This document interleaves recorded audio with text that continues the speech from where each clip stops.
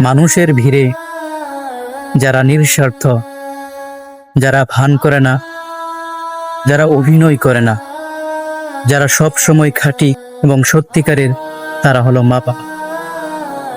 মা নিজের কষ্ট লুকিয়ে আমাদের হাসি দেন, আর বাবা নিজের স্বপ্ন ভেঙে আমাদের হাতে স্বপ্ন তুলে দেন। মা বাবার মতো সম্পর্ক পৃথিবীতে আর কোথাও নেই। তাই যতদিন তারা বেঁচে আছেন, সব সময় তাদের পাশে থাকো, তাদের ভালোবাসো। करना नहीं नाराज कभी इनको खुदा